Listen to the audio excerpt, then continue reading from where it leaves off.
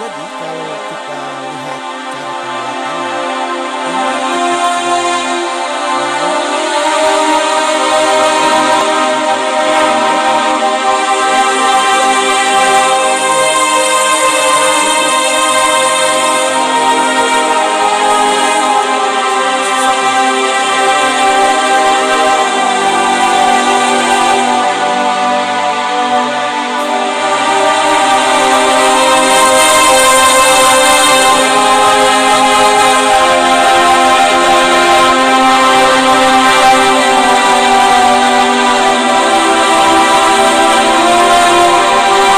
diperhatikan adalah sisa-sisa agar menjadi bahan pemain dan sebagainya. Tentu saja Anda ingin merasakan kualitas dari rizki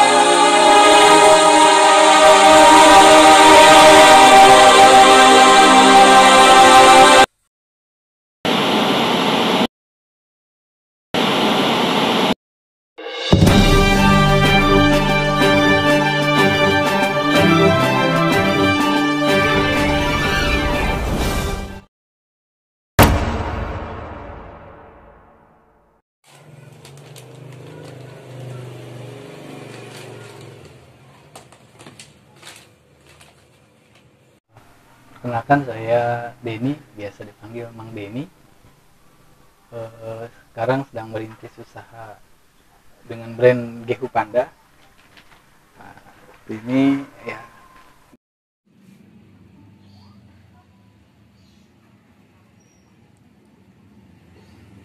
ini Gehu Panda itu artinya toge, tahu, pangsit, dan lada. Jadi ini makanan khas dari Jawa Barat ya, tahu isi yang kita modifikasi dengan dibungkus kulit pangsit. Niat usaha membangun brand Gehu Panda itu ya untuk ya salah satunya adalah sebagai ikhtiar untuk mencari rezeki kami dan keluarga, seperti itu ya. Berharap juga kedepannya ini bisa memberikan manfaat yang lebih banyak untuk yang lain ya, supaya bisa membuka lapangan kerja seluas-luasnya. Itu seperti itu, Pak.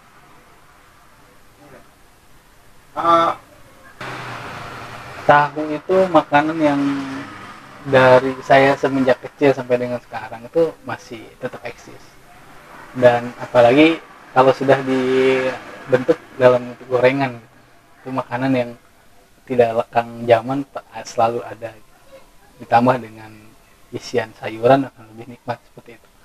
Makanya berpikir dari situ ya, usaha tahu ini coba dijalankan ya, tapi tidak semudah apa yang dipikirkan dari awal. Tapi ternyata ketika sudah kita bentuk, kita goreng gitu ya, ya orang tidak terlalu apresiasi ya dengan apa yang kita lakukan, karena apa yang kita jual sama dengan orang lain jual. Pada saat itu sedang innya tahu pedas gitu ya, gitu pedas. Kita buat produk yang sama ya, 1 hari 2 hari kita buka, kita tutup ya, dilanjut ya kita inovasi seperti apa ya. Makanya ya kita tetap digoreng, tapi caranya kita bungkus dengan kulit pangsit itu. Makanya Gehu Panda itu ya tadi idenya dari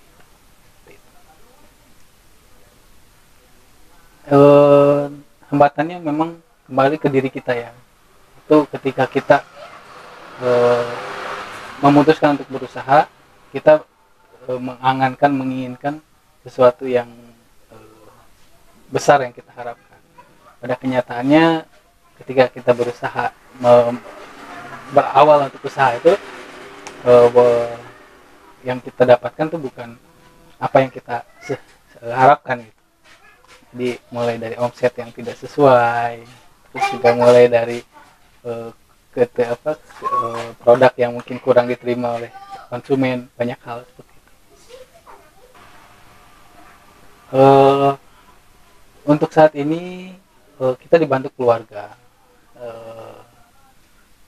Kalau sebelum pandemi kita meng-hire 4 orang karyawan, kita bantukan untuk diisi. Jadi ketika pandemi ya dengan sangat berat hati juga kita tidak bisa mempertahankan ya, akhirnya karena pendapatan juga permintaan kurang ya, akhirnya kita kurangi seperti itu. Jadi yang menolak pada masa pandemi itu hampir berapa persennya Pak? eh Menolak sih enggak, tapi lebih menurun ya, menurun. Jadi dari permintaan misalnya 100 itu bisa turun 25, ya 75%. Gitu. Itu sih yang dialami seperti itu. Dan Sebelum pandemi kita produksi sekitar 80 sampai 100 pack sehari. Jadi kalau isi satu pack itu isi 8, jadi sekitar 800 pack, 800 piece kita produksi sehari. Tapi setelah pandemi ya kita sistemnya kita rubah, jadi ya kita stok aja kebutuhan sepekan ini berapa, yaitu yang kita siapkan. Jadi ketika nanti ada permintaan kita tidak kosong. Seperti itu sih ya sekarang yang dilakukan.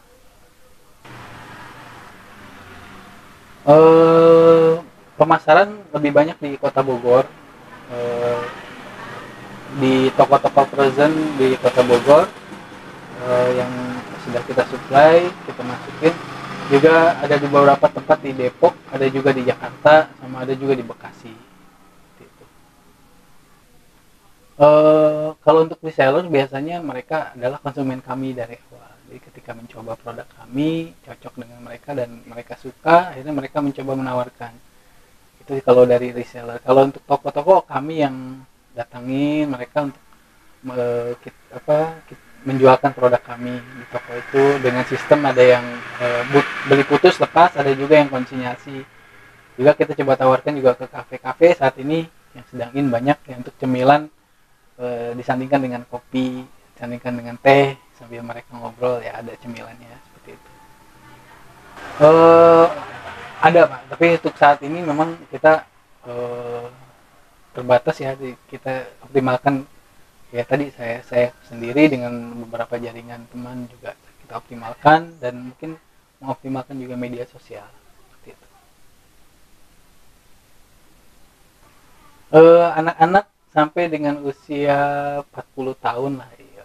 Biasanya sih orang tua yang membeli, ibunya misalnya untuk beli untuk cemilan anak-anak, bisa juga untuk lauk anak-anak, ini kan tahu ya, jadi bisa untuk lauk teman makan nasi anak-anak, seperti itu. Kebanyakan di sini memang anak-anak sampai dengan usia 40-an, tapi kalau udah sepuh biasanya ya kan ini gorengan ya konsepnya, jadi kadang-kadang mereka juga ya kurang berani lah mereka yang gorengan seperti itu.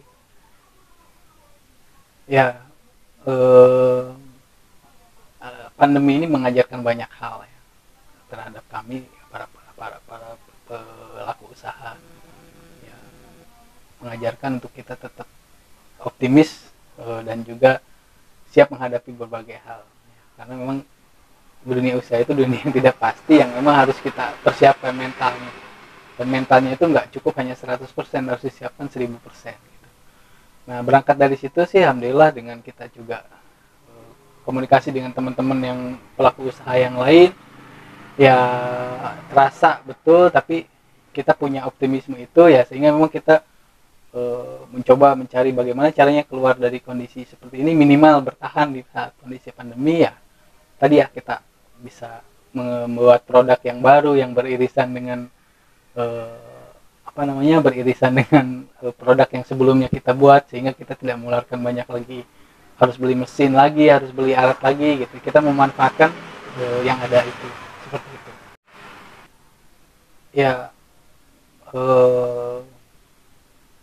ketika kita memang punya ide untuk melakukan segala sesuatu termasuk juga usaha, itu ketika kita yakin ide itu memang baik ya, kita juga bisa melaksanakan ya, laksanakan itu. Karena begitu banyak orang yang punya ide, tapi juga sedikit orang yang mengimplementasikan ide itu. Dan saatnya adalah sekarang mengimplementasikan ide itu, dan ketika sudah diimplementasikan juga dijaga ide itu. Ketika jaga konsisten dengan ide itu, karena sedikit juga yang memang konsisten dari sisi ide itu. Ya betul sekali. Jadi ketika memang memutuskan usaha itu ya kita harus siap segalanya. Selain siap modal, ya yang paling penting adalah siap mental. Karena ketika kita siap mental, ya, tadi modal itu bukan hal yang paling utama, tapi itu akan menjadi lebih. Jadi mental itu sangat penting, sehingga kita bisa menjalani apa yang kita lakukan, bisnis yang kita jalani itu dengan optimisme yang kuat. Ya, insya Allah modal yang paling penting adalah modal dari diri kita. Pernah, cuma memang skala nasional ya, tapi lolos hanya di 10 besar. Alhamdulillah ikut, bahkan saya juga menawarkan diri untuk menjadi binaan dinas-dinas di Kota Bogor yang terkait dengan UMKM seperti dinas perindustrian, dinas koperasi dan usaha kecil, dinas kesehatan, seperti itu. Saya dulu di event organizer, ya, kebetulan yang saya pegang juga ya banyak memberikan motivasi atau pelatihan-pelatihan terhadap UMKM, sehingga memang ya dunia UMKM bukan dunia yang baru buat saya, tapi memang ternyata ketika dijalani adalah dunia yang aneh buat saya gitu, karena ide materi pelatihan dengan praktek itu bertolak belakang gitu. Ketika di materi itu digambarkan sangat mudah, tapi ternyata ketika terjun langsung sangat luar biasa, butuh semangat nih. Sangat luar biasa.